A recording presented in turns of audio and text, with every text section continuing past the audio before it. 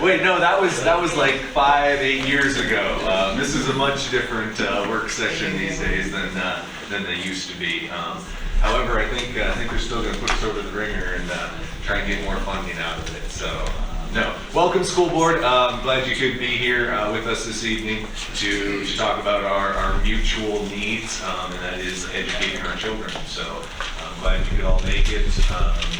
Tonight, we'll start out with a presentation from city staff. We'll turn it over to the school board for a presentation as well, and then just have some mutual conversation. It'll be kind of an easy, free-flowing night. No formal decisions will be made tonight, but I assume by the end of the night, Melissa and John will have a pretty good idea of where the assembly wants to go on funding, and then the school board can have, while there's no motion, but a pretty good idea of where funding will land too, so that we can both get on top of our budgeting processes. So, Tim? Yes, I'd just like to disclose that I and my wife are both teachers at this school district. I talked with Brian Hanson. He doesn't see it now, but I wanted to get your view on that. Yes, thank you for bringing that up and disclosing. I also spoke with Brian Hanson about the obvious potential issue there. As in the past with Assemblymember Himshoot, it was ruled that you belong to a class of people and that your wages are not directly affected by our negotiations tonight. So as with past history, I will allow you to continue in the discussions tonight. If the Assembly has concerns with that, they are able to override that decision. But thank you for the disclosure. With that, John, we'll turn it over to you to get this evening's party started. Yeah, thanks, Mayor. As you stated already, this is kind of the beginning of our budget process for the next fiscal year, FY24.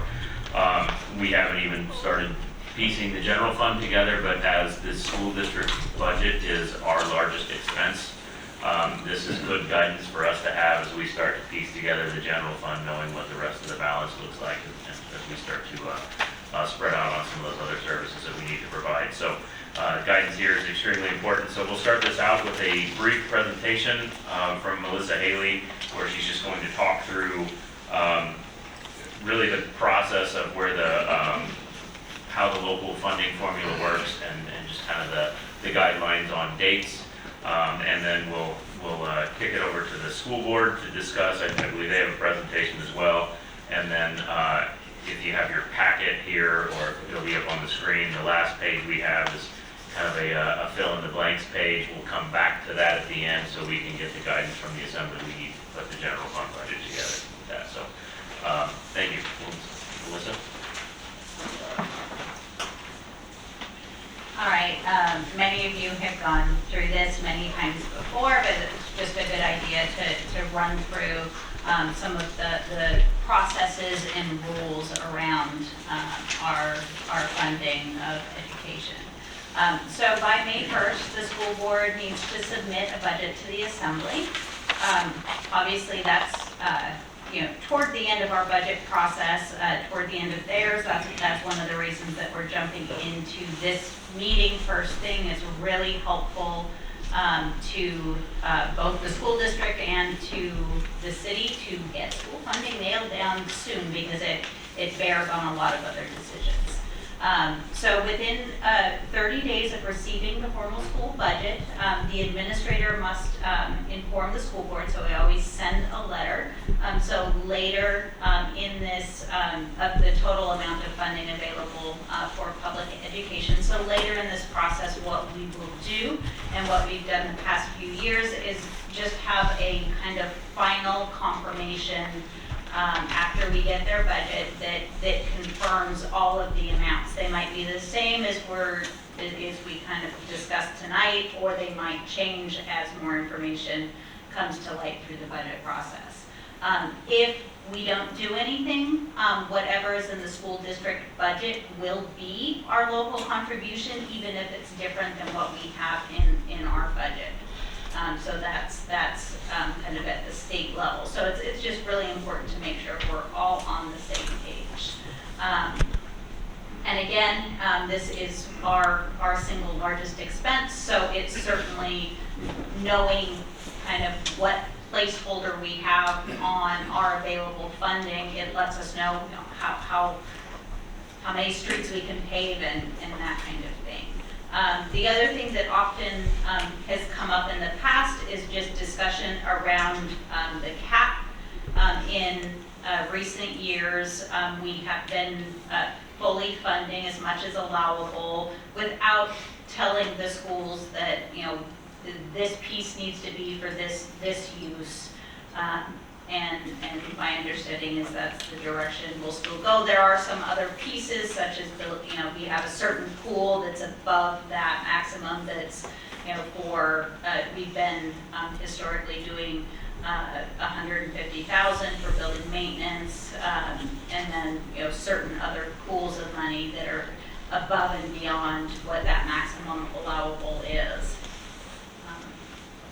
And then this year we get to add kind of a new piece to the process, which has to do with our new marijuana tax.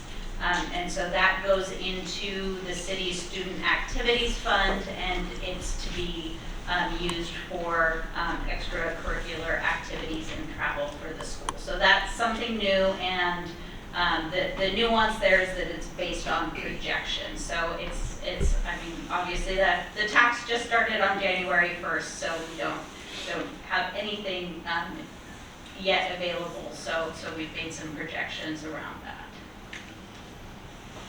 that. So just some other things to focus on. Again, it helps everyone to agree on amounts early. The cap this year, in the past, the cap is increased. This year it actually went down a little bit. We do, right now, I know the school district has a slightly higher number for the cap. We have always just used whatever is published by the state. The school districts is probably more accurate because you have a better student count. But just for consistency, what you're being shown is the projection from November 15th that the state puts out for the foundation formula. The Secure Rural Schools, to my knowledge, has not been authorized for FY24. Even if we know ahead of time that it has been authorized, we never know the amount. It's also important for the Assembly to know that when Secure Rural Schools is authorized, it does drastically reduce the following year our amount of PILT. So this chart just shows you in 2017, we did not get Secure Rural Schools, and you can see the subsequent year there was a large jump in our PILT, which is payment in lieu of taxes, from federal funding. The difference there is Secure Rural Schools can only be used for streets and schools. PILT is completely unrestricted. So it's just important for the Assembly to know that. The projection that I've made, it assumes some modest growth in marijuana revenue sales from the prior year, just looking at trends. And we are assuming that we will collect about $300,000 in marijuana taxes for fiscal 23. This is just a historical picture of funding. Keep in mind that I believe since probably about 2018, the base student allocation has been flat. So that means that local funding sources need to cover more of the cost of educating our children.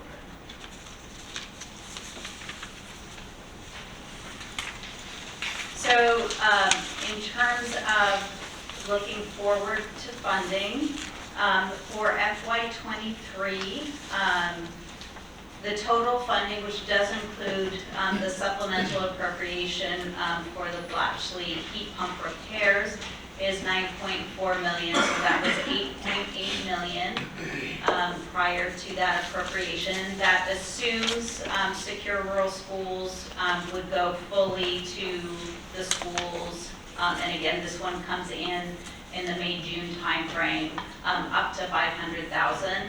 We have 122,000 for the swimming pool, close to 8 million for just local funding, most of which gets counted toward the cap, but some of it is used for other purposes as decided by the school district.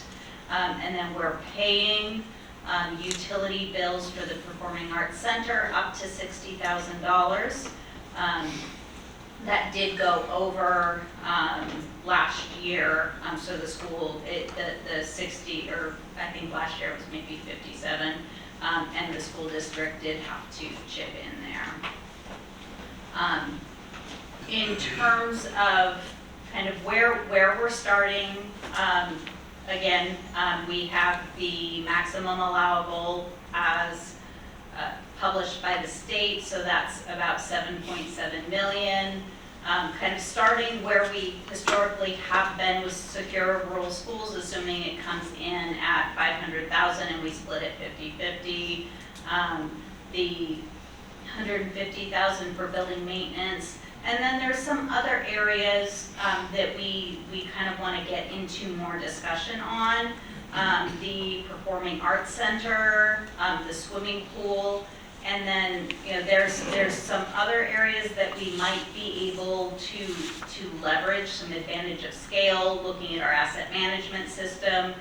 Just this week I had a conversation with our insurance company about looking into that there might be, and I haven't had any chance to talk to the school district about this, but that there might be the possibility if we were able to combine property insurance, we might be able to get somewhat better coverage, look at options for deductibles, and see some savings there. But that would probably mean that we would then cover that cost and perhaps reduce somewhere else. So kind of we would like to be able to look into some of those things where by working together we might be able to leverage savings, and then if we're able to do that, reduce cost for the school, take it on ourselves, then potentially reduce a line item elsewhere. Do you have other stuff on Nope. the board? Okay. Before we turn it over to the school board, I do want to point out a couple things that Melissa said and why there's some blank spots on this slide in those areas that we're looking for further investigation into. As you know, we started a community parks and rec program. The community recreation initiative has been pretty exciting for the community. They're ready to get started on that. And the PAC is an area that gets a lot of interest for community use, as well as the pool. I think we should have discussions about what number goes in there, because obviously I can't flip the switch and make this happen immediately. There's a lot of work that needs to go into this and figure out how to make it work. But it's a good time because of our program starting up and really kicking off. Plus, I reviewed the contract that the school has with Alaska Arts Southeast and their management of that building. That's on its last option year. From what I saw in the contract, it expires June 30th, 2024. And after that expiration, we need to look at how we're going to move forward on that right now. As it stands, Alaska Arts Southeast provides management and janitorial of the building. However, the city pays for the utilities in the building. The school gets use of it. But the Fine Arts Camp or Alaska Arts Southeast keeps whatever revenues that are generated from that building. So I'd like to explore how we can use that for our purposes as well, and potentially collect some revenues or work out an agreement with the school. However we want to do that one, it'd be nice to have access to our own building to run our own programs out of. Pool, kind of the same thing. I think we have plenty of access to the pool here, but how do we loop that into the community recreation program? Because we have to keep a funding stream coming into that program as well to keep that up and running. The property insurance is a big one. That's brand new, so that's the only reason why we didn't give you guys a heads up. I mean, less than 48 hours ago, we're learning about that one. So if we can find some efficiencies on property insurance and relieve a line item from you all's budget, that could be very helpful. Just another efficiency measure. Same thing with asset management. We've already discussed this before. Our maintenance management system is the same maintenance management system that you all are using. We have unlimited licenses on that software package, so we could pull you guys into that, reduce that expense, and then we get more visibility on the assets as they're enrolled. We can see what kind of maintenance requirements are coming up, and then we have a heads up on any major capital investments that need to happen on the building. So those are some discussions we should have, but that's why those are some blank spots in the budget, or at least in the initial budget. If Melissa has nothing else. Yeah, I think the only thing is that, after the school district does their presentation and there's discussion, certainly be taking notes. It would be really great to kind of come back to this page, do some fill in the blank, and get a consensus here on where you want to see our starting point in the general fund budget.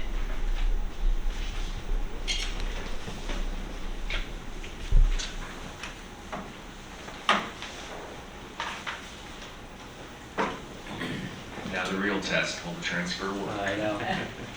It's always a test.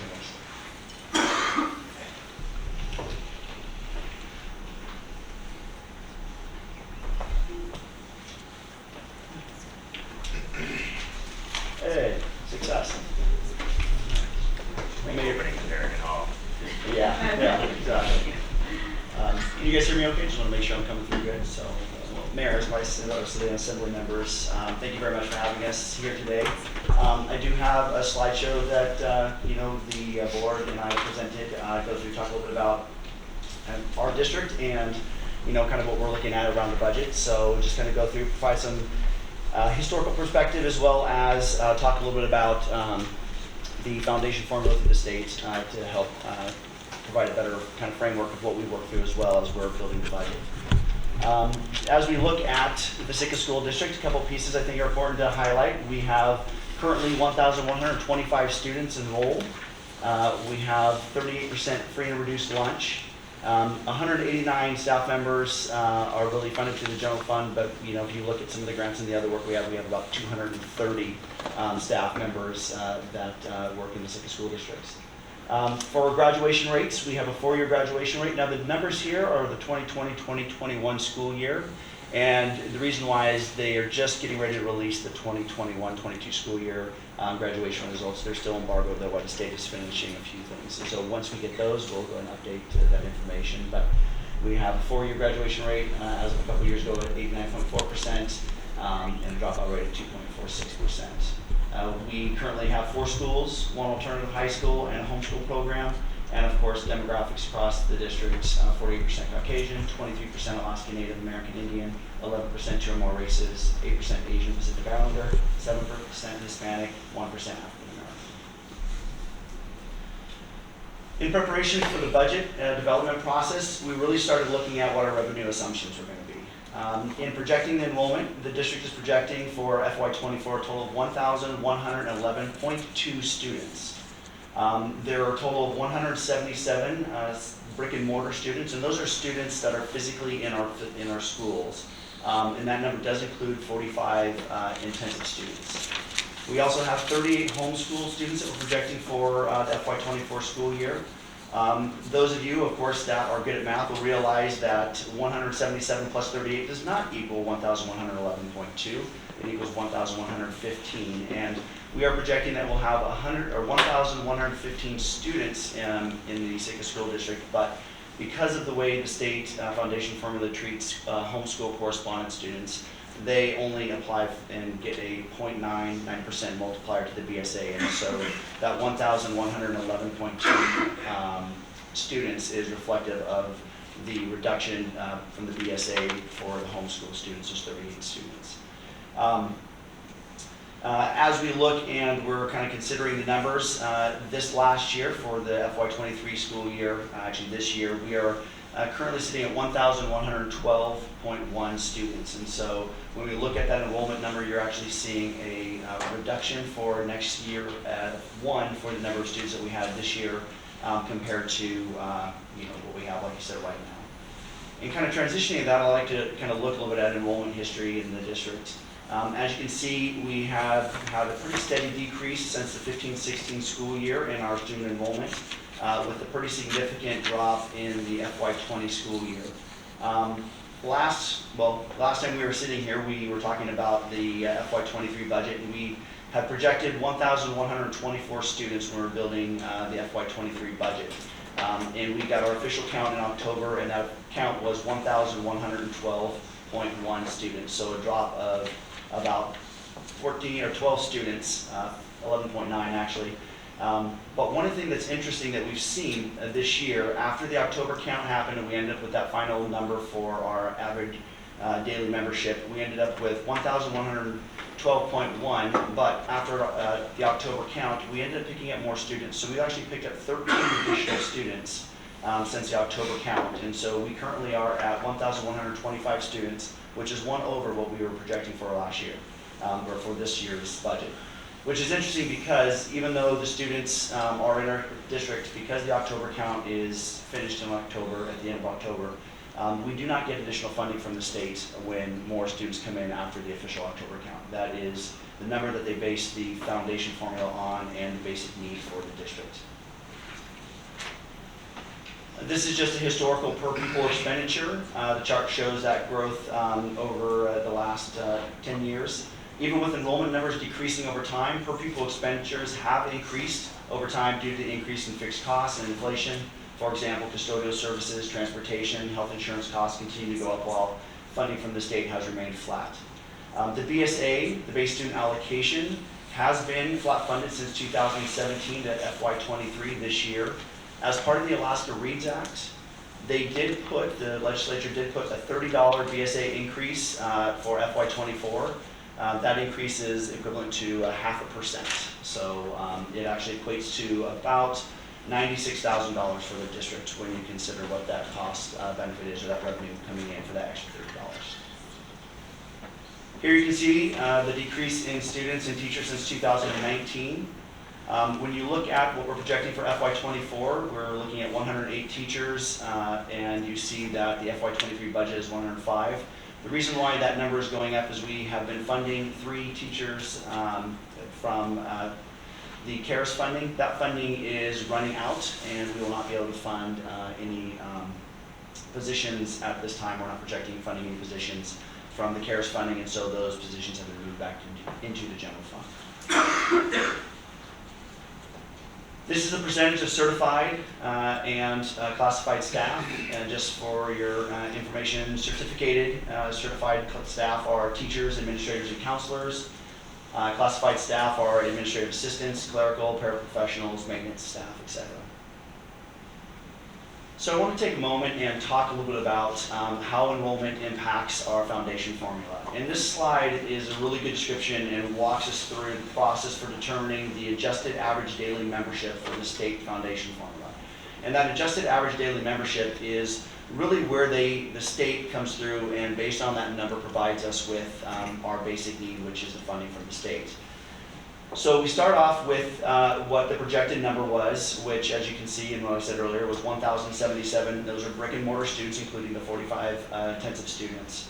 And what we look at is each one of our schools, depending on the size, actually has a school cost adjustment. And so certain schools will have a certain multiplier, so they're not just 1.0, you get the base student allocation for each student. The school size will actually adjust that. And so, for example, Baranoff Elementary School will get a little bit more money than Pacific High School, or than Sitka High School will. Pacific High School, being a very small school, gets added into the school that has the most enrollment in it. And so there's a cost factor multiplier for our schools. And when you take that into consideration, what you see is that 1,077 becomes 1,369.41.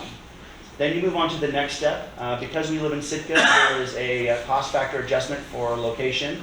And that is a 19.5% multiplier. And so you take that student count that you just moved up after doing the school size adjustment, and then you look at the district cost factor, which for Sitka is 19.5%, and you multiply then that number with 19.5, getting you to the 1636.44.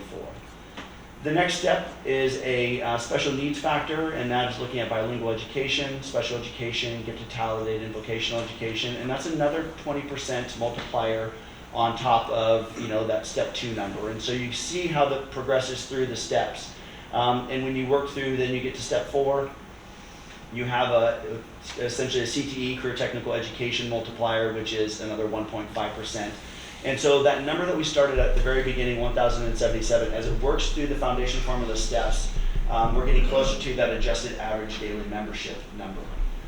When you get to step number 5, though, the intensive needs factor, those 45 students that are part of that 1,077 brick and mortar in our schools students, those students get counted 13 times. So they're a multiplier of 13 times. So they take the 45, they multiply it by 13, and they add that to, again, that number as it moves through. And then the final step as we go through is the correspondence factor. And as I mentioned earlier, when you reach this step, you look at the correspondence number of students that we have in for our case, Reach Homeschool, and that is 38 students. That is multiplied by 0.9%, so that number drops down, and then you add that number on top of, essentially what that final number is. Those correspondence students are added in last because they are a little bit less. And that gives us a total adjusted average daily membership of 2,612.39 students for the foundation formula. So this is how kind of all the pieces work together. And so we start off at the very top with that district adjusted ADM, which is the number that we just talked about, 2,612.39. We look at the base student allocation, which is the set amount that each student in that adjusted daily membership gets calculated. And as I said earlier, it has been flat funded since this year at $5,930, and we did see a $30 increase. So for 24, we are seeing a base student allocation of $5,960. So once you multiply those two together, you get the basic need as established by the state through the foundation formula, and that number is $15,569,034. As we look through, and Melissa mentioned it earlier, because of the taxes on the city, we are looking at there's a little bit less in the amount that is the required local contribution. And so that, though, is the minimum local contribution, $4 million. That gets subtracted from the basic need, as well as the state reduction for federal impact aid, leaving a total amount that the state foundation revenue towards the district will be $11,390,232. The state does offer a quality schools grant, which we always apply for and we get, and so they add that on top, coming to a total state revenue for our district for FY24 of $11,432,030. And as it was said earlier, the local contribution for the state requirement is $4,143,000. But there's also a max contribution that the assembly is able to provide, the city is able to provide towards the district, and that is 23% of the basic need and the quality schools together, which is an additional $3,590,678 to bring a total maximum contribution based on our calculations of $7,734,458. As we look at how SSD is funded, we're funded by 3 primary sources. Local, of course, the assembly and the city, 37%. The state is providing 61%, and the federal government provides 2% as well. When you look at those numbers, it's a total revenue of $20,988,675. That, at this point, is not including any use of fund balance or any grant funding. This is just money for the general fund. You can see in the overview of revenues of the last 4 years and the projected FY24 revenue. One item I'd like to point out again is that loss of, in our calculations, projected $247,207 in city appropriations due to the reduction in maximum contributions. You'll also see an increase in funding from the state of $387,000, about $387,000. It's important to point out that a small portion of that increase is the additional $30 to the DSA, like I said earlier. It's about a little bit over $90,000. But the majority of the increase is a result of additional intensive needs students that we have. And again, that is a 13 times multiplier. So every intensive needs student that we have is about $78,000 towards the district. I'd also like to note that the state of Alaska projected FY24 revenues. It does include foundation funding, quality schools grant, and TERS and PERS on behalf. So when we start moving away from our revenues, we turn our attention to the FY24 expenditures. And in determining the FY projected 24 expenditures, we really did use the following assumptions. We are looking at a health insurance increase of 5%. This last year, the health insurance increase was 9%. We're looking at this, we of course won't get those numbers until we get further along in the spring, maybe not until April or May. We are assuming a 3% increase to property liability insurance. We do have salary increases per negotiated agreements that are in this projected budget. All other expenditures, though, are remaining the same when we built this budget. No additional local contributions for non-instructional costs, including student activity, travel, and pool operations, were included in this budget as well. With the expenditures and assumptions from the previous slide, we get to the projected expenditures by function for FY24. The total projected expenditures is $23,771,434, which includes PERS and TERS on behalf. This chart shows the expenditures by object code and what percentage of the budget those expenditures represent. As you can see, salaries and benefits make up 81% of our expenditures, and by far the largest one. We're in the people business. We educate, students, and we have staff and teachers and support staff that are working with our kids every single day in our schools, and that's where the majority of our funding goes towards. You can also see utilities account for 5.7%, other purchase services 5.6%, professional and technical 2.7%, supplies and equipment 3%, travel 0.7%, and all other 0.5%. This does not include PERS and TERS on behalf. The PERS and TERS on behalf added to this is the grand total of $23,771,434.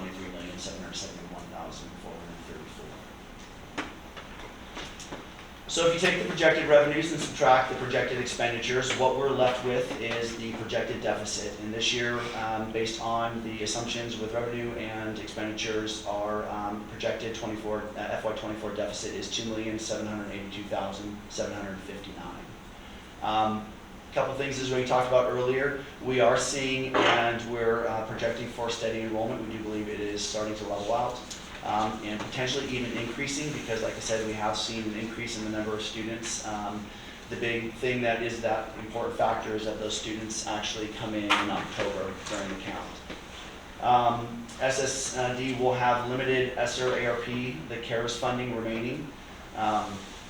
The budget reductions, we are, with that level of a deficit, we are going to have to look at budget reductions, potentially including increased pupil-teacher ratio in our classrooms, reduction in staff, and potential reductions in programs will be required to balance the budget. At this time, reserves will be insufficient to balance the budget. And I think it's important as we kind of go through, and has been said before, this is very early in the process. We're watching our retirements and resignations closely, looking at attrition, and trying to find ways that we can continue to be efficient in managing our programs and our district, and making sure that we're good stewards of the funding from the state and from the city.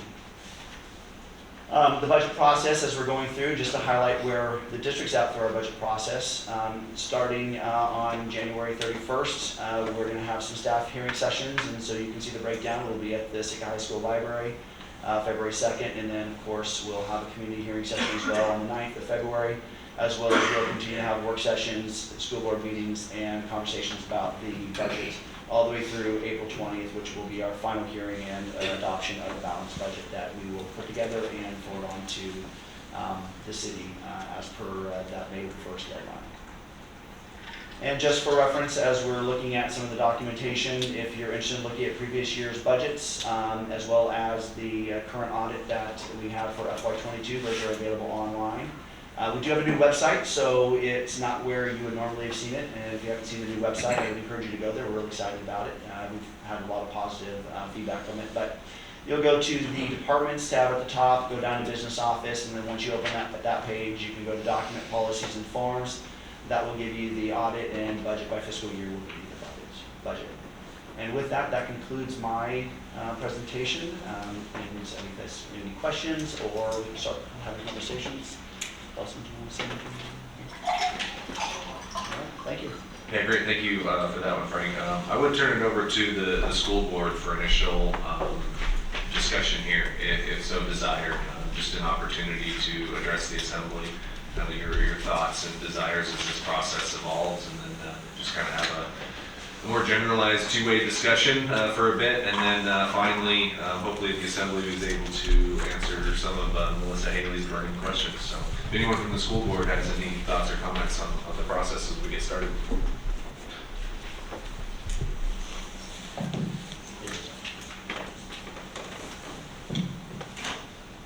Good evening. Thank you, Mayor Eisenbart and City Assembly. Thank you for giving us the time here to meet tonight. I think Frank covered everything thoroughly in his presentation.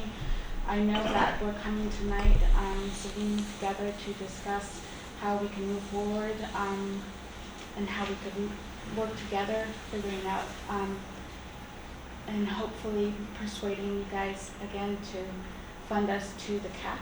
And I just want to say how important it is. I know that we're both in positions where we really do have to look at the numbers and our capabilities, but I do want to stress that what we've heard and what we've seen and what we've experienced with our educators, they are completely stretched thin. We are very thankful for the Assembly funding us to the cap last year and previous years. I want to stress how important it is that we continue to support our education system, especially during this time, because every single cent that is given to us is looked over, spent wisely, and stretched to the point where I really don't know how we do that. And the simple answer is that we have amazing educators that take on extra positions and jobs and dedicate their time and their overall love, and they want the best for our students. With that being said, it is extremely important that we continue to support our educators, because every dollar counts. We're looking at possible cuts. We're looking at asking our educators to add on even more, and also work in buildings that need maintenance. And when our educators are so spent and go home every single day doing what they do, it over time affects their ability to provide an exceptional educational experience. So, I don't want to ramble on, but I do want to stress how important it is and how seriously we take our funding, and that's what I sit here in front of you guys and say tonight. And thank you again very much. I'll turn it over to the board.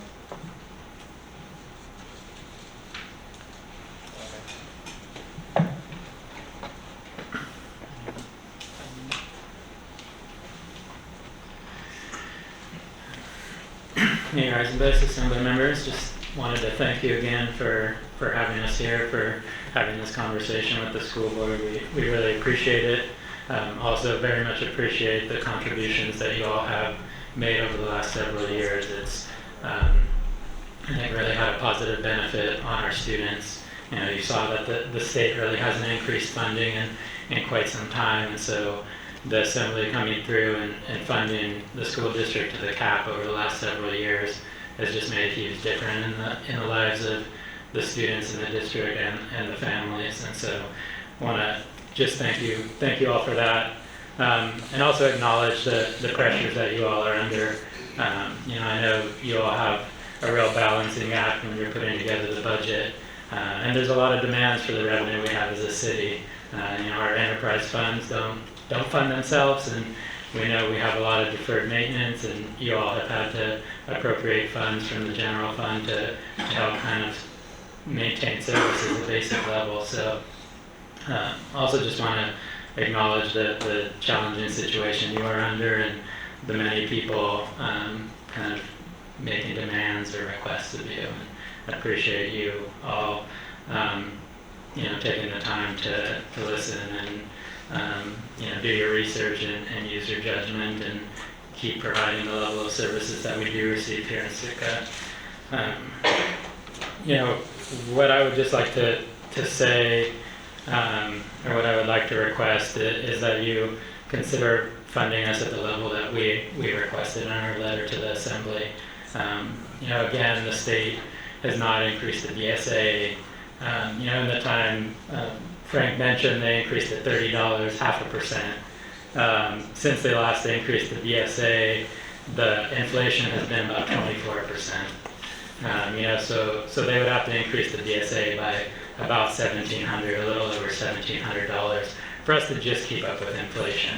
And I think you saw that play out last year when we got to an impasse with our teachers union for the first time in anybody's memory. Teachers are in our schools, and they're the ones who are doing the work. They're the ones who are educating, not only educating, but providing a lot of additional support and meeting the needs of the kids of Sitka.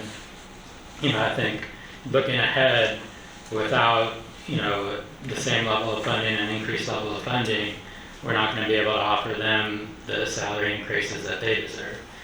So that's an issue that's kind of looming in the background here as well, in terms of our request for funding, and not seeing that go down. So again, just would like to encourage you to fund us at that level, both in terms of funding the instructional needs to the cap, and then providing that additional funding, including keeping the student activity steady, in addition to the proposition money that will come in.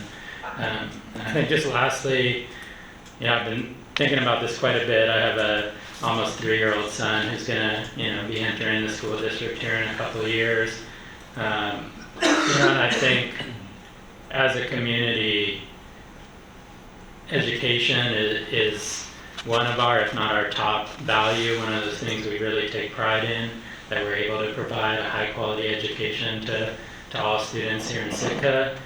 And I'd just like to see that continue and see that level of funding go up as much as possible. That's the kind of thing that's going to keep working families in Sitka, particularly with the cost of housing going through the roof, the not only rent of course, and young families not able to buy a home, the cost of groceries, the cost of utilities, all of that. I think one of the things that draws those working families to Sitka is the education we receive, and other organizations like the Sitka Fine Arts Camp, and the way that they run the PAC and the opportunities they provide, and the Sitka Sound Science Center, and just a number of partners, youth advocates of Sitka Counseling.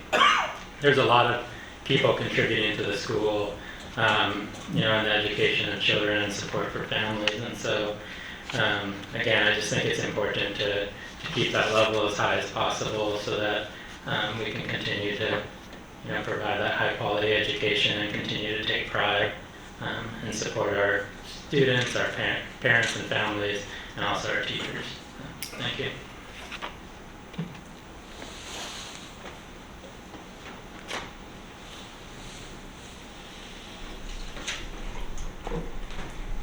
Anything else from the school board at this time?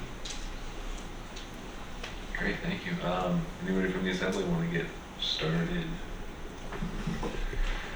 Yeah, and I think after 4 years, I like to count, it's gonna be no surprise that I think we should be supporting the schools as much as we can.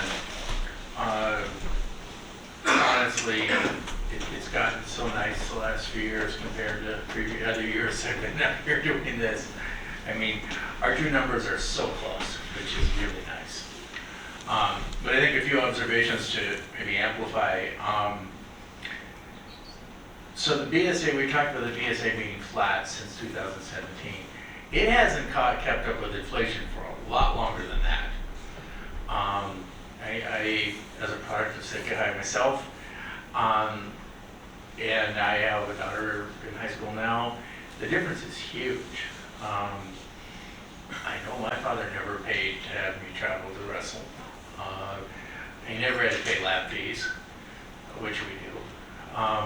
And then, I mean, and I'm perfectly able to do that, that's fine, but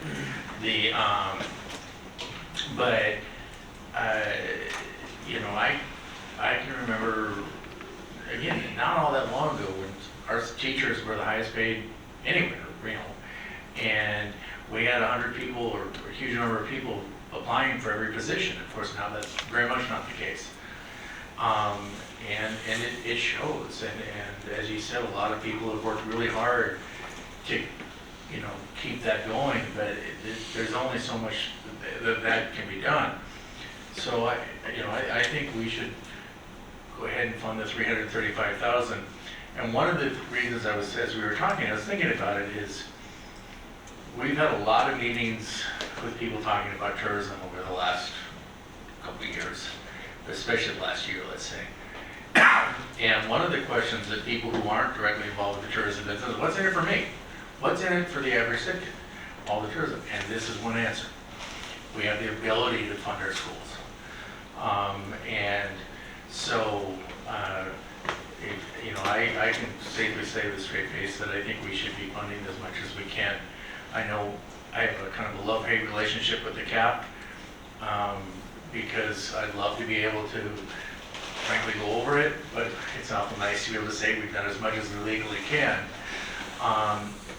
But, and I know that that's because of federal laws, but the fact is that if the state doesn't do something with the cap, with the BSA, we're gonna have to figure out something, because they're advocating, they're failing, and we are giving as much as we legally can, and we may have to look at some pretty wild things to try and make some of that up. And I know this early in the stage that there's always a big deficit, and you guys work your magic to a certain extent, but there's I think almost 2.8 million. We need to do our part as much as we can to chip away at that. So, no surprise to anybody who's been listening to me that I think we should be doing everything we can, because it's honestly, I know it's your job as school board members, but it's our job up here. And I think pretty much everybody who's run recently has said, look, the schools are, I can see it's the biggest thing in our budget as well. And I'm happy that that's the case, honestly, because that's what we should be doing. So, I'll just, now that I've confirmed everything you knew I was going to say, it's all fast and to you guys. Thank you, Troy. Thank you, Mr. Mayor. I just want to say I pretty much agree with everything everyone has said. I think the schools are absolutely foundational to any good society, so we can do everything we can to support the schools. Thank you for your service. I'm sure it's a labor of love, and I appreciate what you're all doing. And as far as my position on supporting, I think that we should fund the schools as much as we can. I do appreciate Mr. Kristen for acknowledging that the needs that the city has for infrastructure and other things and our basic services. So where we meet, I'd like to fund as much as we can, but I also would like to hear Melissa and John have mentioned some efficiencies, if we could find any savings. I would be open to exploring that, but I really don't know the details. So after everyone's done talking, I'd like to know more of those ideas.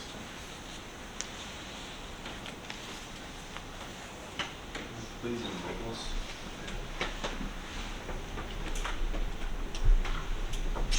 Thank you for bringing this forward. Obviously, it's a big part of the city's budget.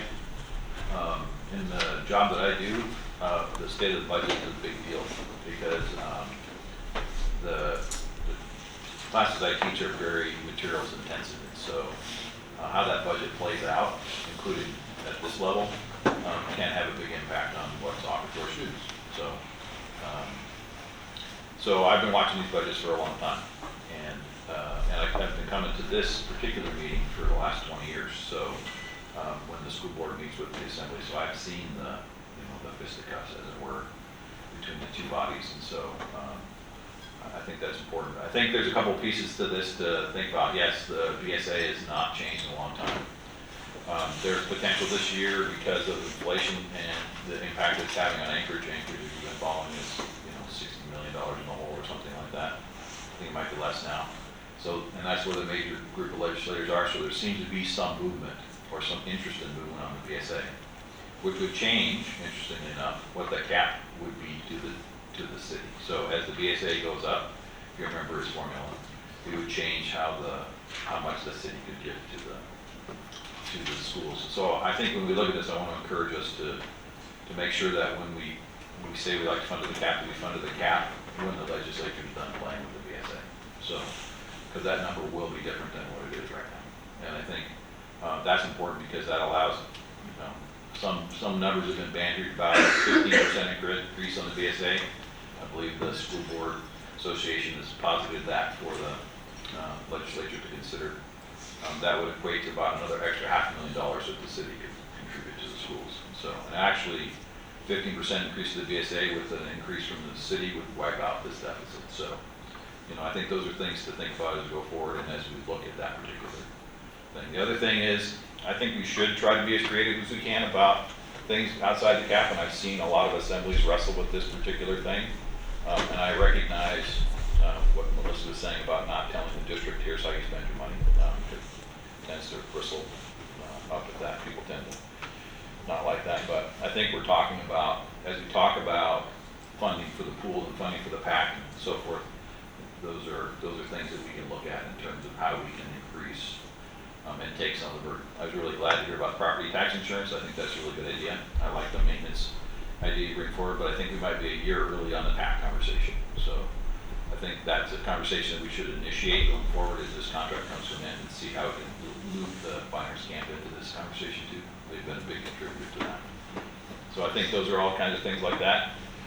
There's another thing that's been held flat for a long time as I've watched this, and that is the major maintenance that this assembly provides to the school district, and the costs are just going through the roof. So, last year they came and asked for the heat pumps. That's a little bit different, but maintenance across the district, the costs are just, as with everything else going on. So, I think we might want to consider changing that particular number a little bit, just to reflect the increase in cost, because it hasn't changed in at least a decade. So I think those are kind of the thoughts. Obviously, I think funding to the cap is important. I think Tristan spoke to the fact that, and Tor, that recruitment and retention of teachers is becoming very difficult. For example, when my wife applied for a kindergarten job, she was one of 100 that were interviewed. They weren't all local. Last year we struggled to find teachers for first grade. So, I think we've changed significantly. And it isn't just the cost of living in Sitka, it's also that we're not competitive in terms of salaries. We're going to have to work our way toward that. So I'm encouraging that, us to think about those things and be creative about how we could work outside of that. I do think it's interesting that the PAC conversations come up because I was here when a school board and the assembly went round and round about the school board trying to give the PAC to the city. So, I think it should come around in a big circle. But I think we might be a year early on that conversation just because we have a pretty good arrangement going on right now. The pool has also been tried to give to the city many times. The city has very carefully said no thank you. So, thank you.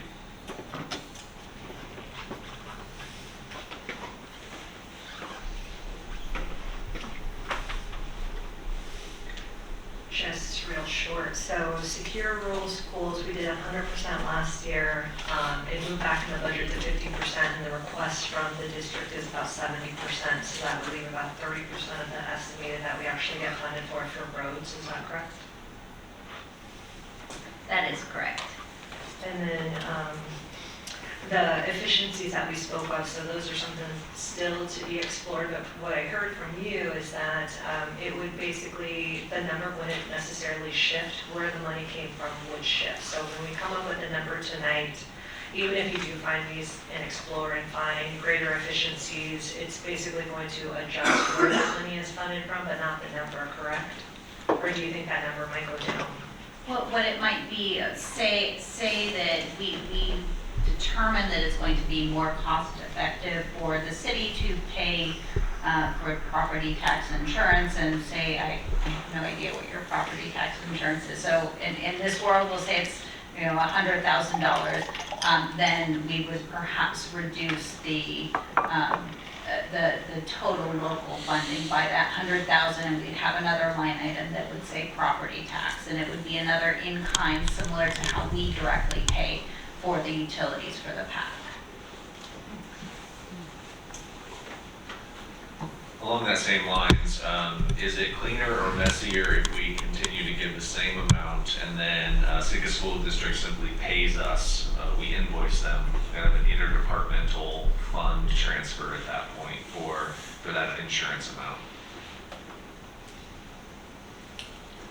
Probably just as it would probably be just as easy for and as clean for us to just pay it directly. It would just be making more work to do an extra transaction. Okay, I guess in the next 3 years and the next 5 years, this assembly will understand that discussion that happened. 5 to 10 years out, they won't understand that discussion, and insurance will simply be a line item, and it will be, for better or for worse, added back in, and then the cap will continue along. So it's a longer term consideration for that. I guess since I have the microphone, just a couple things for me at the moment. You know, a while ago, Tim Pike has indicated that he's been at a lot of these, and he's been a resource for me as we've gone forward. And one of the things that he said to me that has stuck in my head for quite some time is that you get one chance with every student each year. And once that one chance is done, once it's over, it's gone. You're never getting that one chance back. So it's important for the district to put their best foot forward in educating each of those students, and it's important for the assembly to help facilitate that education. And I think with the conversations that we currently have, we don't go back and forth. We all agree, for the most part, we agree that funding needs to be at a maximum level, that we are going to put a best foot forward, and in fact we're going to find ways to work around the cap. We're going to find extra things. I'm actually really surprised some long-term teachers didn't get up and dance when John Leach started talking about taking over swimming pools and PAC. I think that was one of our most contentious issues in the past, is who's going to pay for that, and why should the school pay for it? Well, why should the city pay for it? We've gone back and forth, and to now have an administrator who wants to creatively find ways to pay for it and then maximize revenues of those facilities is actually kind of exciting, because that's been, you know, a $350,000, $400,000 hit to the school's budget that potentially doesn't need to be there. So. John, I think you're crazy for wanting to take that on, but good on you in order to try and minimize the cost to the school. A lot of the other things that I've heard about minimizing the cost to the schools are exciting too. Utilizing the same asset management system. I'm sure it's maybe $30,000 a year in your budget, probably even less than that. But that's another dollar that can go towards educating a student. I'm also excited because our buildings are getting older, our buildings are aging, as we see with the heat pumps. I think we're going to have more one-off events like that. They're going to become more and more likely, more and more critical as our buildings get older. And so if we as a municipality can have an insight into that maintenance as well, to see what the asset needs are, we can be better prepared in order to handle those as the time goes forward. You're not in a position to replace a school building right now, neither are we. We need to get ourselves ahead of that so that when the time does come, we're prepared for it as a community and we're not behind the eight ball. And then, Frank, I'm gonna have a couple questions for you. I'd probably come back to you. I don't know that you're gonna have these off the top of your head. And this is just questions that are gonna help kind of round out my entire line of thinking here. And maybe in some ways it might be some thoughts for the school board as well. But I'm just wondering, for fiscal year like 15, you had a chart going back a couple years on teachers that you had in the district. But I'm just wondering that if you have that back to like 2015 previously, just kind of looking at a trend of teachers and then students as well, because we all know that the students have trended down. Are we right sizing our district to match that? I know everybody values the people to teacher ratio. I value that as well, but right sizing I think is an important conversation in these inflationary times. Additionally, along that same lines, Sitka, it's well known that Sitka is an aging population. With an aging population, one can anticipate that there's going to be a lower enrollment in the future. So are we anticipating that in our strategic plans and in our actions today, so that we know, in 4 more years, maybe we're going to be at 1,000 students. 4 more years after that, we're down to 900 students. I really hope it doesn't get that low, but right-sizing the school district for that amount of students, I think, is going to be important. If we have too much going on, then we're also kind of spinning our wheels with those students as well. So if you have those numbers at some point, we would appreciate that. But obviously, it's kind of tougher off the top of your head. The other one too, I've been told in the past that Pacific High School, as a facility and just how it's run, actually brings in more money than it does cost. If you had some verification of that, that would be great. I'm just kind of trying to wrap my head around that facility, as it's not one that can be eliminated, but neither can Sitka High. So when we do go forward on these discussions of declining enrollment, what does the future of ancillary type services look like? So does Pacific High School actually bring in more funding than the entire program there costs? So I think that is it for me for initial talks and discussions. But I think the Assembly will definitely be having more as we go on. Assembly members, did you have anything at this time? Should we go on a break and come back and continue? I want an initial conversation first from Assembly before I cut us off. But okay, great. As it is top of the hour, let's go ahead and take a 5-minute break or so, and then we'll jump back into the meeting. Thanks, everybody.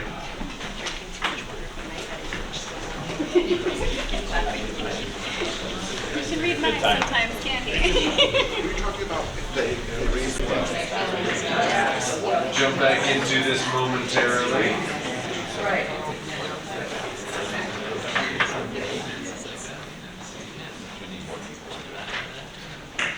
So for the Assembly and school board's benefit, Melissa did pull up kind of the thoughts that we're looking for tonight.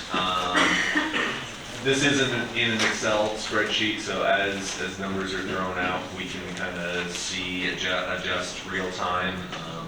They could go ahead and spend all of Melissa's money so she has an easy budgeting process, because it's all just gone.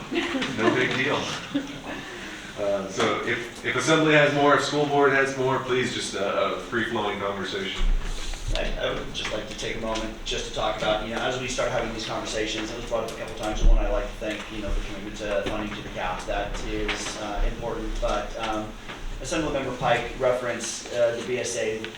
In all the years I've been in education, especially since we've had flat funding and limited increases, if any increases to base student allocation, I'm more optimistic this year than I've been, or at least the last decade, that we're going to see potentially a BSA increase. I don't know what that increase might be. I know that the Association of Alaska School Boards has put a recommendation, and the school board, our school board, has approved and signed on to the joint position statement that talks about and recommends that the legislature consider $860 increase to the base student allocation. To put some numbers behind that, and I've got some charts here that I can work, but that's about $2.7 million from state and city contributions. And like Mr. Pike said, that would take out and pretty much zero out that deficit that we currently have and we're facing for the school year.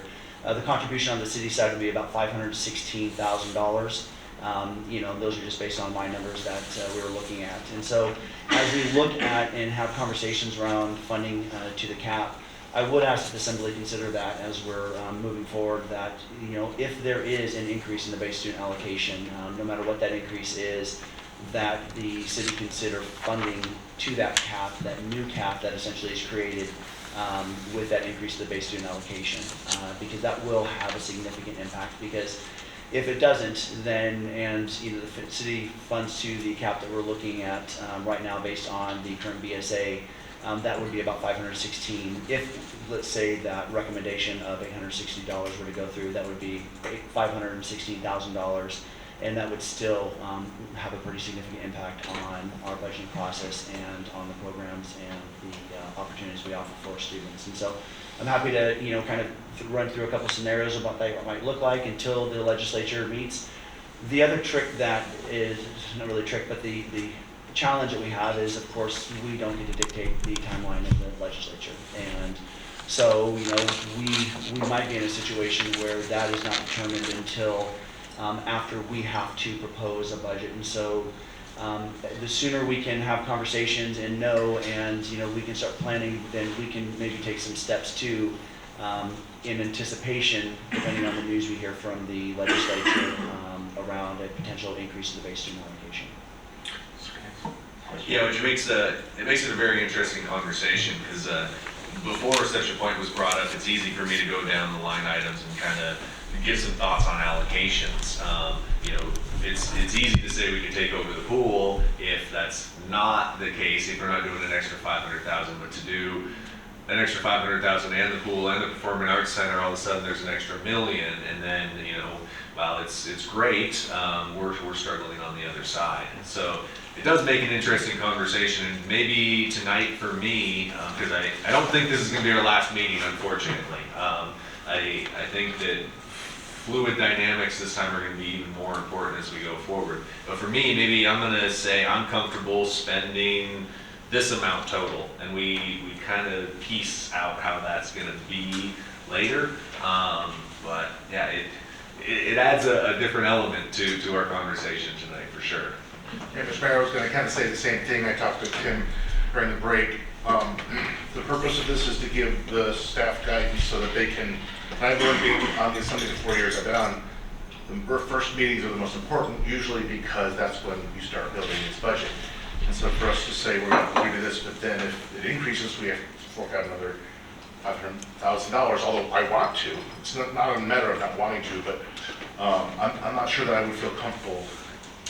Like, I feel okay with the numbers right here, right now, but I'm not sure that I would feel comfortable adding another 500,000. So, because we have, as you guys have said, we have other needs that we have to meet as well.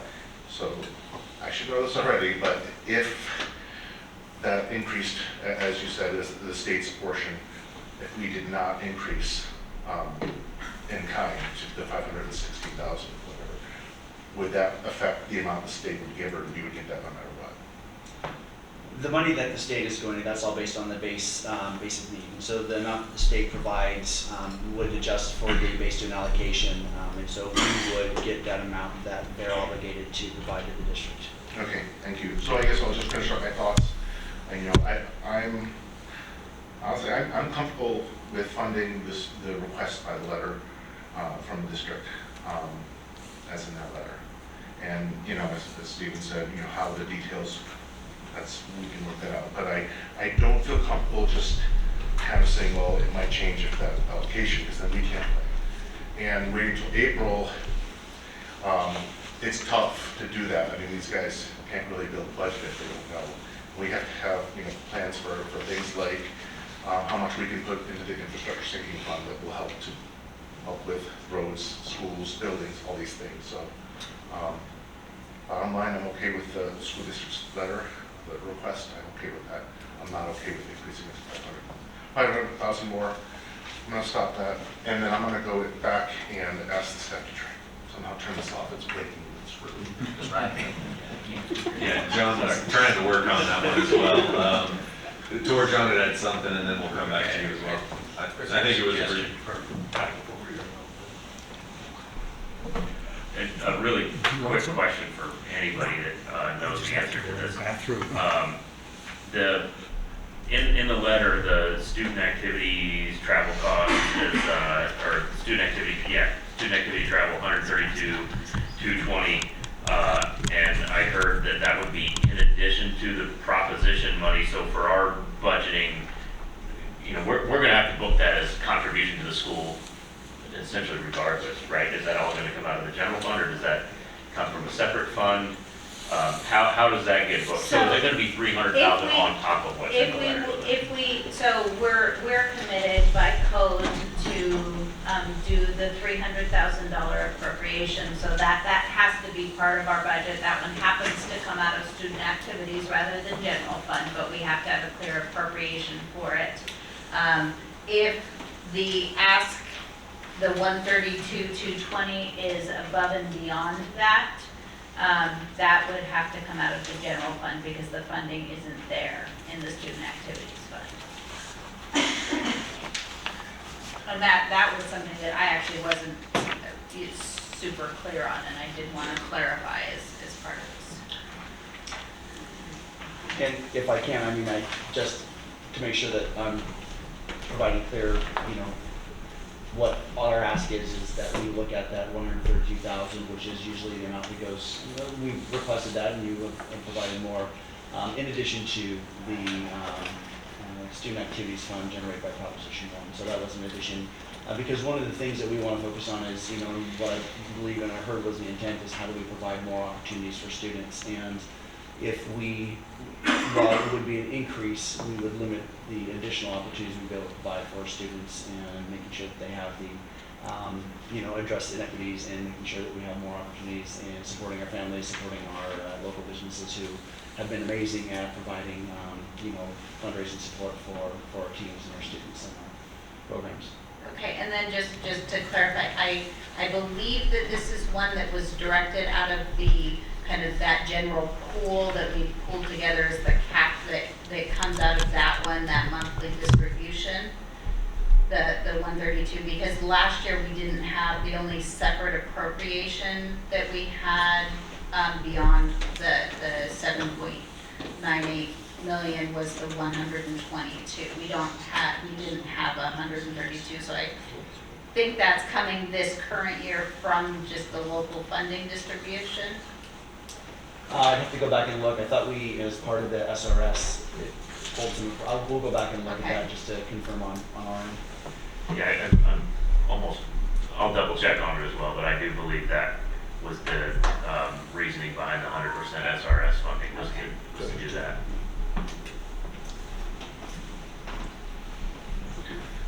Yeah, I think we're at some point we're not really at a point where we can make some of these decisions right now because we have too many unknowns out there. I think we've heard a lot of support for the school district, but at some point we're going to probably have to make a call. But I think the point of this meeting is to say, are we friendly to what you're asking? And I think, without getting down to details, the answer is yes. So then we're kind of at a point where now we need to actually get budgets going and maybe get a little more information as well. So I guess, we could talk about some of these things on here, but I think it's premature. I think at this point is the two administrators need to stay in close contact and with Melissa and at some point, yeah, we'll have some decision points, but I think it's a little premature to say we're gonna pay 66,000 for the back and, and so forth. So,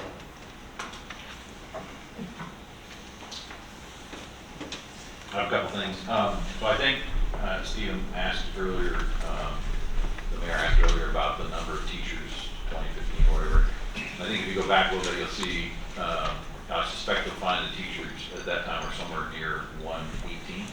So, and I think, it could be 1 or 2 less than that. And I'll just talk about why. If it was 118 teachers, and the number of intensive students that we were be able to pull that information from that year right then was probably around 10. Okay? And so I know we breeze by intensive students, but intensive students are students that require intensive personnel, and they actually generally have a para with them. They have lots of extra resources. We have lots of extra special ed teachers. So when you see those numbers stay where they're at, I think what you need to keep in mind is that we are seeing an increase in the special, the intensive students' needs, and they just require a lot more personnel. So I think that's one thing to keep in mind. In terms of the increase for if BSA goes up, I think a solution for us might very well be to put a range on it. So we say, it's from where it is today to this number, and that's where we're at. Okay, so if we say it's 7.7 million to 8 million, then we're splitting the difference between the 500,000, and I think they can plan for that. Because when that comes clear, then we'll be able to, if it doesn't go above that, then that 300,000 goes into the roads. If it goes to that, then that's available. So that might be a solution for how we can deal with the potential change to the BSA going forward.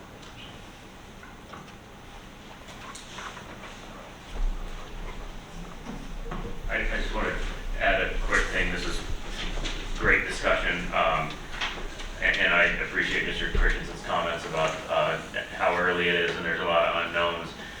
But I do want to reiterate that if we can leave here with, I'll call it a 90% solution on where we're going to be, that's extremely important to us, and it's important to them as well, because next Friday, Melissa and I have a clear calendar, and all we're doing all day long is sitting down and building the general fund budget. And as this is our largest expense, what comes out of here is what's going to guide what we can and can't do on our own. So that it's not a firm number when we leave here. I mean, no motions have been made to approve the budget yet at all. So as long as we have some close, confident number, we can plug some stuff in, and I'll be coming back to these future budget sessions, and I'm sure you've seen Balancing Act that I have up on our website. I'm gonna have that up on the screen, and we're gonna be adding and subtracting and see if it's a red number that's up there or a green number that's up there, and we'll make some tough decisions from that. So this, leaving here with a number will be very, very helpful. To kind of tie into that, I agree. I mean, if we can step away, we've got a lot of discussions ahead of us as well as we're building and looking at how we're going to address the numbers that we have. To go to what Tim said as well, as we look at that range, like I said earlier, the Assembly's been fantastic about funding the CAP, but one of the things I think is important to point out, even in previous years when we've talked about funding to the CAP, the numbers that the Assembly has used to fund the CAP has been preliminary numbers from the state, and those are usually lower than what that number is. And I don't have the exact number, and I can pull that, but I want to say it was a little bit over $200,000 that essentially, after the final numbers came through, what the CAP really was. And so I say that as we think about, what those numbers, a lot of times the numbers that the state provide are early projections, and they tend to be conservative projections, and they're lower. And so as we look at this, as we talk about it, the reality is, like I said, that $860, that is the ask. Where they settle on in the legislature, if they do pass the BSA, could be, considerably lower. Having a range where we can at least kind of say, okay, we are maybe looking at, $200,000 to $400,000 more, but also knowing that in the past, when we've talked about the cap, and the cap that we're looking at as far as the Assembly is considering, oftentimes that cap is lower when the final numbers come through, and that projections are usually a little bit less than what they would be if they were a more accurate number. And so just as we think about that, you guys have been great about funding to the cap, but there's also, like I said, those projections tend to be a little bit lower that we get from the state. Well, I think not only have we been great at funding to the cap, but we've been great at funding beyond the cap. And I think that's the part that doesn't get recognized, even though the one contentious point that we haven't been able to get away with is, well, whose cap number is correct. We continue to squabble over $200,000 on whose number is correct. But the reality of the matter is we found ways to go beyond the cap, and that has been historical over the years. I feel that trend can and will continue as well. So whether it's 7.6 or 7.7, there's still an ask and a request much larger than that. So we're going to continue to find ways to go beyond the cap within our abilities to do as such. So that number to me is not as relevant, because you can say we can only give you 7.7 million, and we're still going to find at this point a way to give you 8.3. So as we go forward, I wish that we could get away from what is a cap and what is that amount, and say this is the amount that we have available for funding. You'll find a way to wordsmith it correctly so that this is instructional, this is non-instructional, and we can allocate that amount of money. As Kevin had indicated earlier, I am comfortable starting out with the initial request from the Sitka School District, so 8.5 million, give or take. I think that's a great starting point right now. I don't know that secure rural schools is going to increase, but if it does, it gives us somewhat of a leg up on that compared to our initial 8.3 million, plus gives a basis to start a budget on. So you know, for me, and it sounds like for Kevin as well, we're comfortable starting at that $8.5 million number. Where everything else goes from that, that's for the budget people to decide. I'll write the big check and sign it.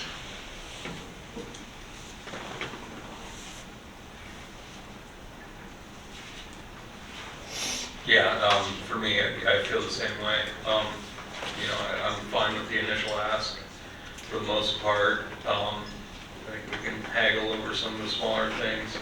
When it comes to the cap and potentially being able to fund an extra $500,000,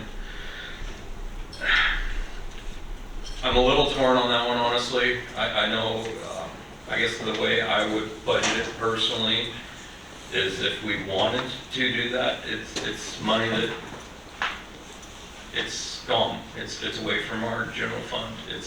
We're not looking at it anymore. It can be some money that we may or may not use.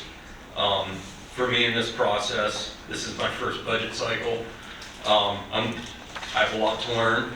I have a hard time wanting to go for that extra $500,000 because I haven't seen the rest of our budget as a city.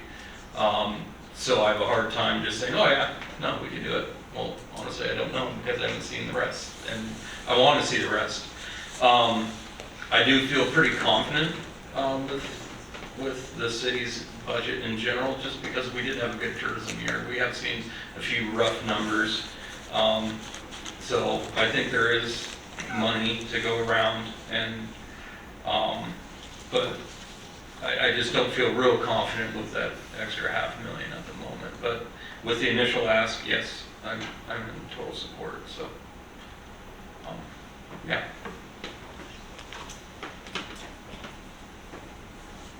So I think what I put up here right now includes the school ask. I did put the student activities as last year. That was part of the secure rural schools. So that would put, you know, most of our secure rural schools to the schools rather than streets, assuming it came in fully. This also includes the 300,000 of the marijuana tax that would be going. And then the only other items is if there were potential, you know, areas of savings that could possibly, you know, either, you know, there would have to be an appropriation of some sort, whether, you know, it's spent by us and reduces another line item. And then, you know, if there are any major capital repairs, it would be to our benefit. You know, this year, having to do the supplemental appropriation for the Blatchley HVACs, after we already appropriated for a lot of other projects, put our general fund budget in a less than favorable position. So if we can include anything there early, that would be important. I think the only difference for me initially, my understanding from your presentation, Melissa, is that Secure Rural Schools, the initial ask was $360,000. I see that on the school board's sheet as well. So I guess that's where I start on that one to get my 8.5. Well, and this included, because they also had the 132, 220 in student activities, which at least this last year was actually, that's part of what got us to the 500,000, the funding of Secure Rural Schools. We had it as less, and then that was adjusted. But we can put that as a separate line item too, coming, I mean, they both come from the general fund. One would be coming from a more restricted pool of funding, the other would be less restricted, so. Yeah, I mean, to me, the 300,000, if we count that as part of our contribution to the schools, I think that goes very much against what the point of that vote was. The idea was to provide more money to the program, not, okay, we'll just call it just like a lateral move.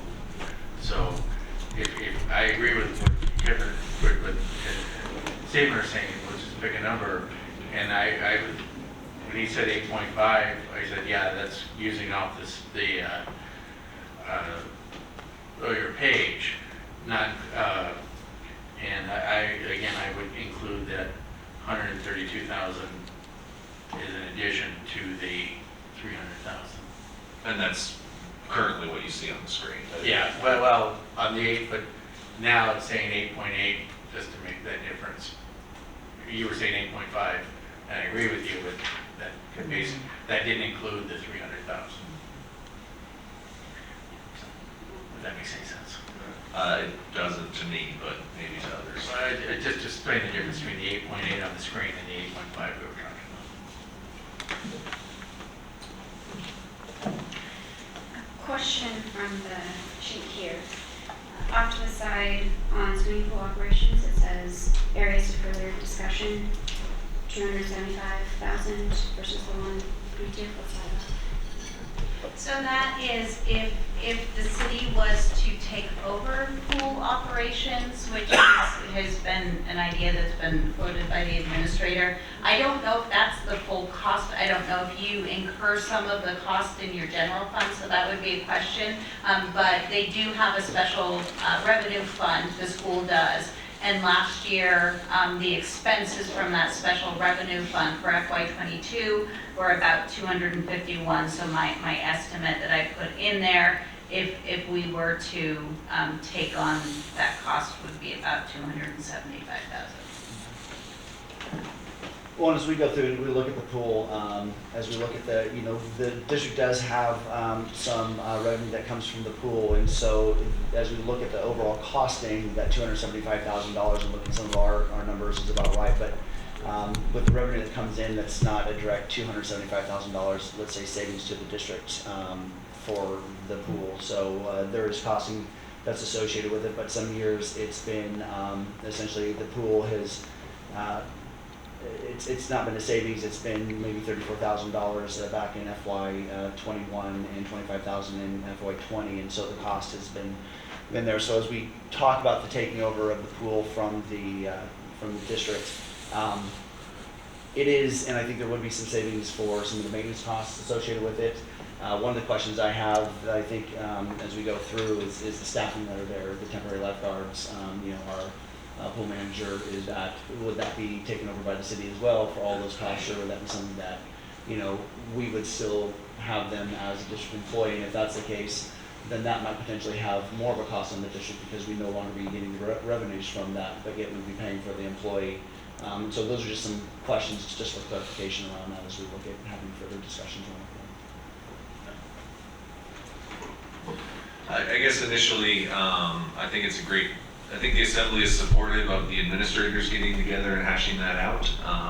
I think tonight we should kind of focus on getting some direction forward, but please get together and talk about efficiencies and where we can continue to collaborate, because that's only going to strengthen the district as a whole.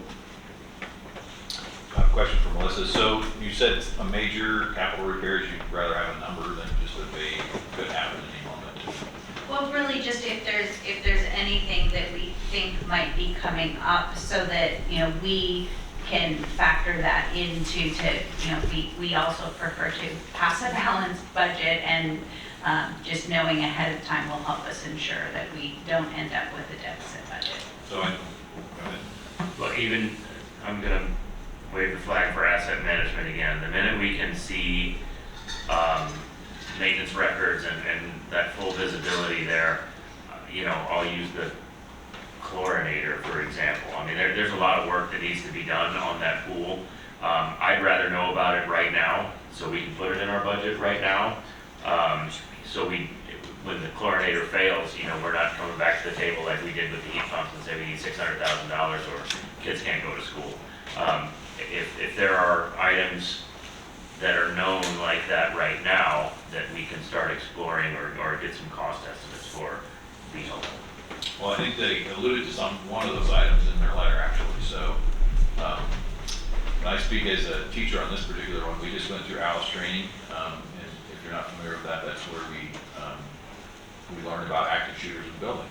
And this is also where we learned about the pitfalls of our safety. And I think it is a goal. It is a challenging experience as a teacher, because that's not, when I started in education, there were no school shootings. So it was all about what are we doing with kids and how do we help kids. And now it is about being aware of my environment and who's in the building.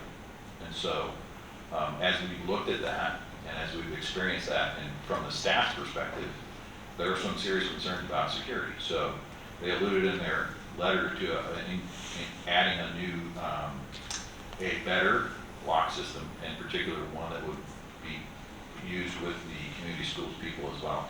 So a key card system that would help. That's a big ticket number. Is that a number you're interested in hearing about? I mean, because I think from my perspective, both as an assembly member, so this is not one of those things, right? You only get one shot at each kid's year.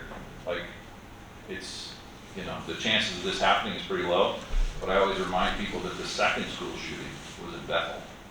So it's not out of the realm of possibility, unfortunately, and it's an anathema to teachers to look at the world that way. But if we can increase the security for the schools, I think that's fine. Now, can the school district over time come to this sort of funding and deal with this? Sure, yeah. But until that time is there, that risk is for our children. So, if we're looking for something like that, or if you're interested in that, I'm certainly interested in that, then I think that's something that we should consider in an assembly as well. So not just that particular aspect of our schools is an immediate need. We need that tomorrow. So Tim, can I ask you, how does that conversation about the locks, although I do think it's very important, our kids are safety is crucial, how does that tie into the big numbers that we're talking about? So I don't have an estimate, but the numbers that are bandied around is 350,000. Like, that's not something the school's gonna come up with tomorrow. So you're saying that you I guess for me, my point is, I don't think there's any question about we want to support the schools, we want to support the kids. We all want that. At least I think so. For me, I want to provide some sort of guidance to the staff for budget, for both administrators, because why even have a meeting if we're not going to give them some guidance? So, I've indicated, the mayor's indicated, Chris has indicated that we'd like to, generally accept the amount of the school district's letter. I would like the administrators to try to get down any efficiencies if you can. So I'd like to, that's what I would like to come up with, walk away with after this meeting, is just some sort of basic, big picture guidance. I don't like the idea of like this floating thing where, because there's no planning, you can't plan for that. And there's no stability there. So that's what I'd like to see. well, I think John and I already kind of tried to make calendars line up, and so we'll definitely work on getting a time together to sit down, and I'm sure we'll have multiple conversations. To go to the electronic access system, that is something that, safety is really our first priority. And it's something that we did go through and refresh the ALICE training and also provide ALICE for our staff. And it's something that we take very serious because we want our students and our staff to be safe, and I know everybody does.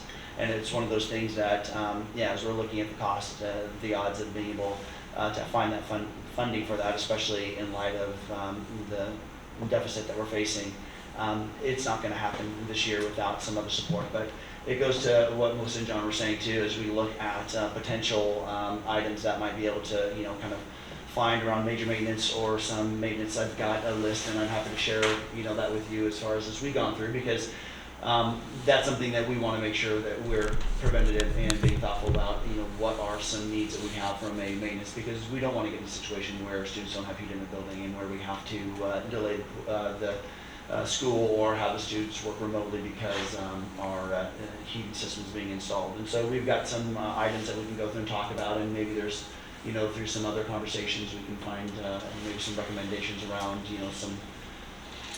some efficiencies, which I think are great, as well as potentially some other funding that can come in to help with some of these other projects if that's an interest as well, to just kind of be ahead of the game and be preventive through our process. 100%. I mean, I'm enjoying this conversation because I am just hearing all the ways we can team up on a lot of this stuff. Again, asset management. You guys are going to hear that from me over and over and over and over again. Because once we get that list, once those things are incorporated, we have a whole risk scoring process that we go through. So important things can get filtered to the top of the list, things that need to be tackled right now, things that need to be budgeted for right now. And then there's things that if they don't fit your timeline necessarily, maybe that's areas where we can split off a little bit and work projects concurrently. But I'm actually excited about the key card access that you talked about, because ALICE training, we've gone through the same ALICE training. If we were to unfortunately ever have an incident like that, it's going to be our police department responding there as well. We're looking for key card access in that building. There's potential that we're going to take over some security measures at the airport, which requires key card access. So instead of throwing money and saying go do it, we might end up in another situation where you've got a maintenance system, we've got a maintenance system, they're both doing the same thing, but we're paying two different licenses. If I can find a way to get everybody on the same security system, centrally managed through our own public safety department, those are wins for everybody. So the more visibility we have on this stuff, the better. So. I'm sorry, Chris, go ahead.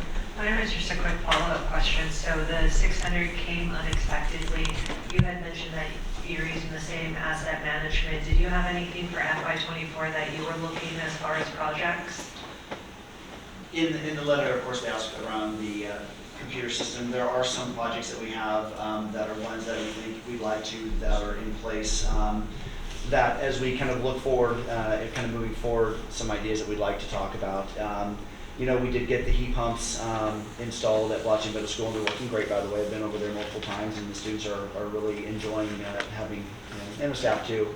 But one of the things that, as we're going through looking at it, there's also 48 total heating units, indoor heating units at Blatchy Middle School.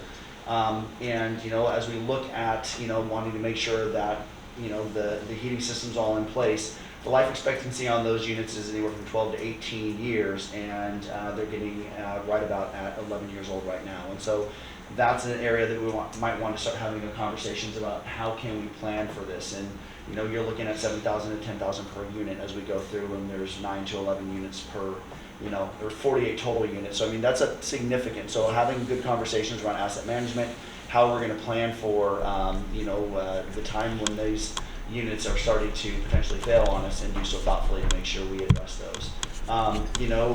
Talking about the heat pumps, we're looking at, the vocational addition that happened at the high school a number of years ago. That has a heat pump that is functioning well, but it's kind of that old design, and as we look at it, potentially having some funding to raise that and get it off the ground, so we're not having some issues. So we do have a list of some things that I think are important that we want to look at, they vary in cost, and so I guess that's part of the conversation is, what might be the level that the, city in looking at what the priorities are, and the assembly be willing to say, yeah, these are some special projects that we'd want to support, and we see that being a benefit towards the community and the schools and the staff and the students.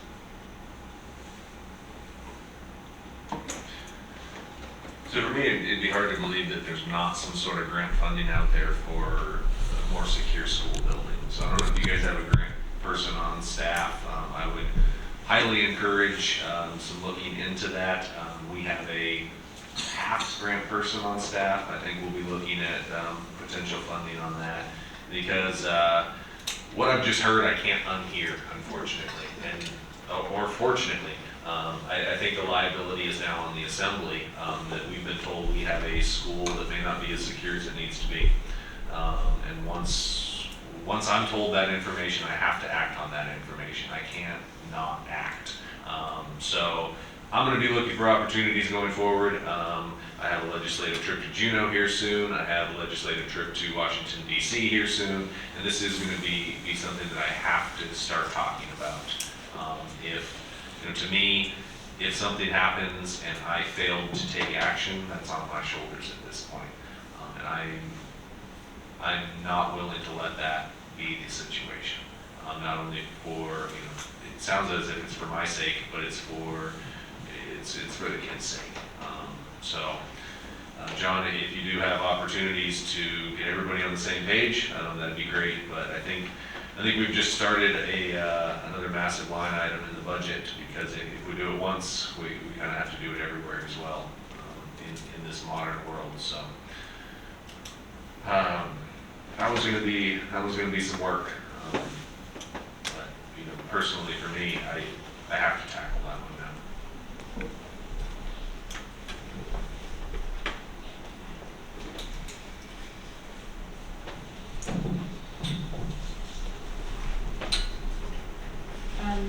I do want to add that I share the same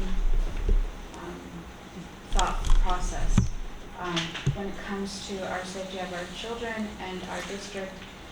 Like you said, once you hear it and once you know it, you definitely have to act on it. I know that there is no action items tonight, but just coming together and strengthening our relationship and having these conversations and building that understanding between us, between the administrators, that's far more greater than a lot of the districts across the state have. I've gone to ASB conferences where school districts do not have the support of the assembly, and every single year they do have to fight for every penny that they get. So I really do appreciate this time. I appreciate the willingness to look into what our needs are and how we can work together to fulfill both the city and the school district's needs. I do have to say that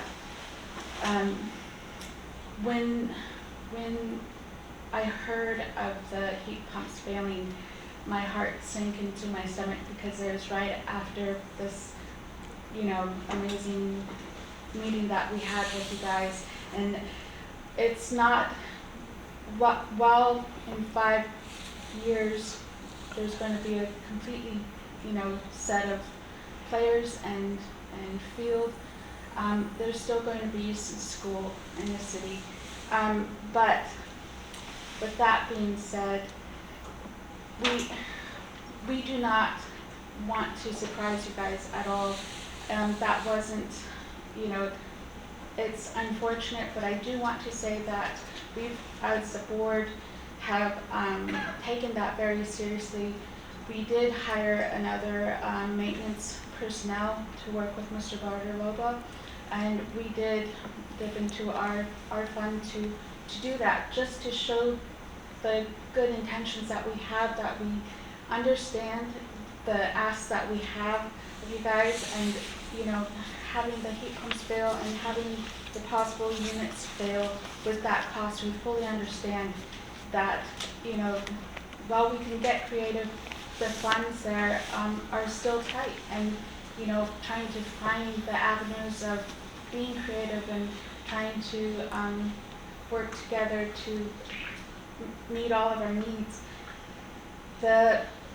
I just want to say that we're trying our best to show you guys that you sit here tonight in good faith.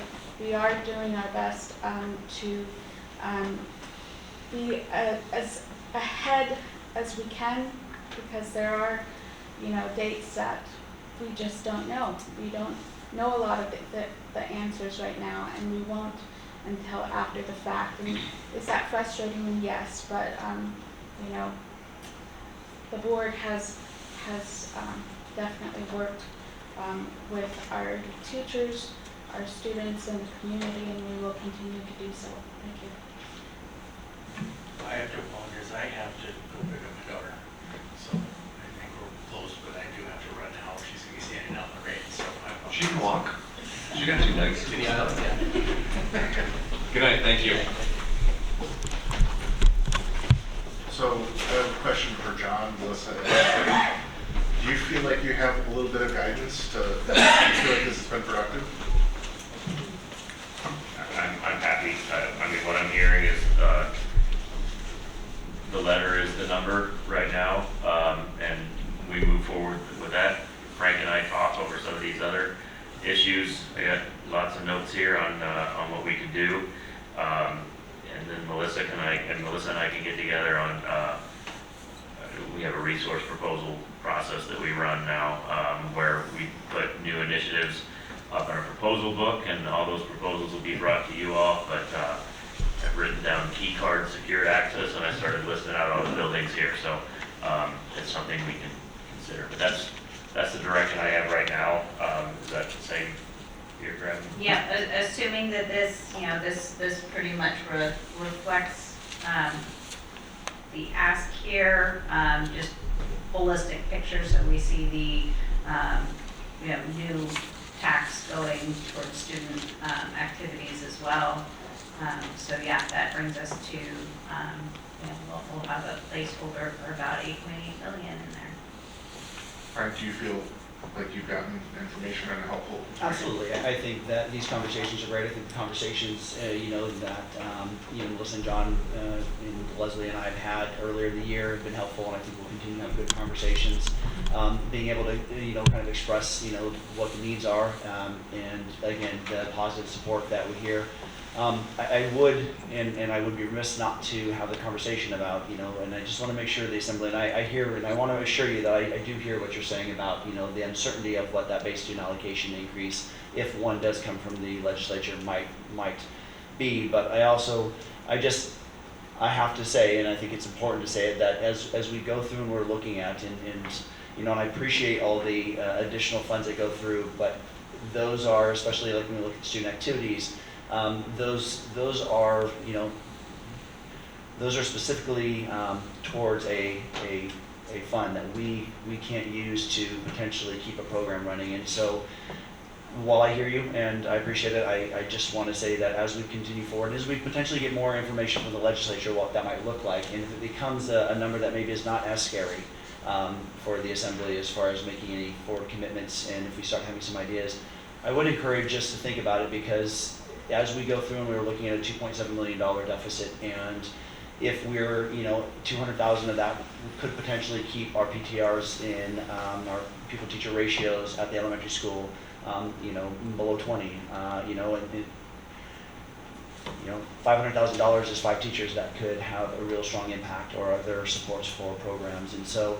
I hear you, and I totally understand, and I think this has been a great conversation. I appreciate it, and I just want to say it has been very positive for me and supportive, and I know the board, I'm sure, probably feels the same way. I don't want to speak for them. But I just, like I said, I'd be remiss not to say that, even if we do stick with this number and the BSA does go up, that will have an impact on the programs that we're able to offer and the pupil-teacher ratio, because we probably will still have to make reductions to, our class, some of our staff. And that will have an impact on the programs we're able to provide and the opportunities to our students from an instructional side. And so, again, I do appreciate the conversations. I found them very beneficial, and I think we are going to continue to have good conversations. And, positive working relationship moving forward. So, thank you.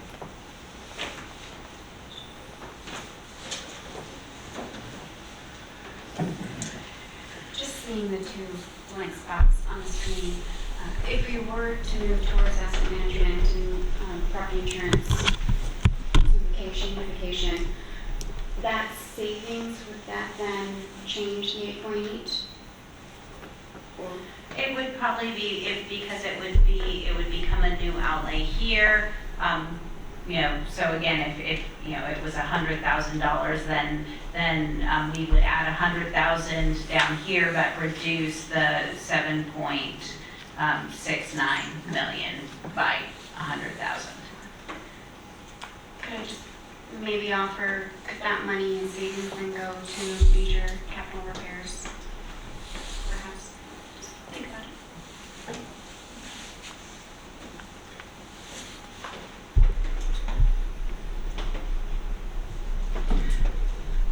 And just clarification, so from the original letter, I see all of those align except for local funding, correct? That's the initial budgeted, not the request.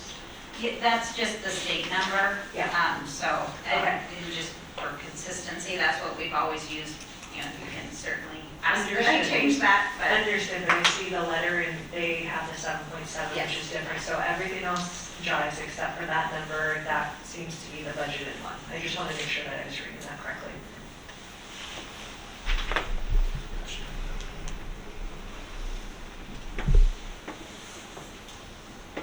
Definitely not trying to shut down a conversation if there is more from anybody. It seems like we're kind of getting to that point though.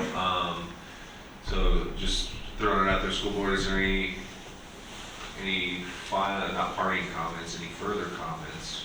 Maybe even parting comments. I'm hungry, I haven't had dinner yet. You guys are important, but. Anything from the assembly? Okay.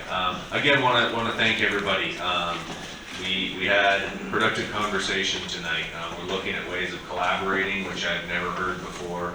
I've never understood why the school district and the borough didn't work closer together.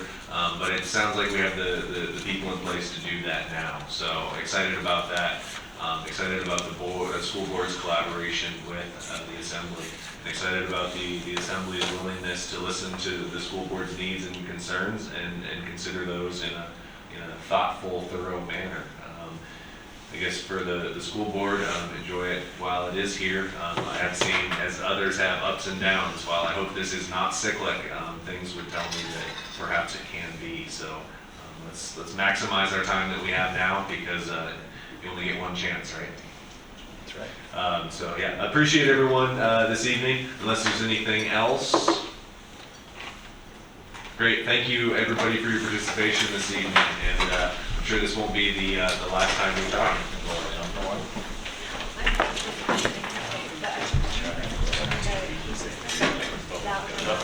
What?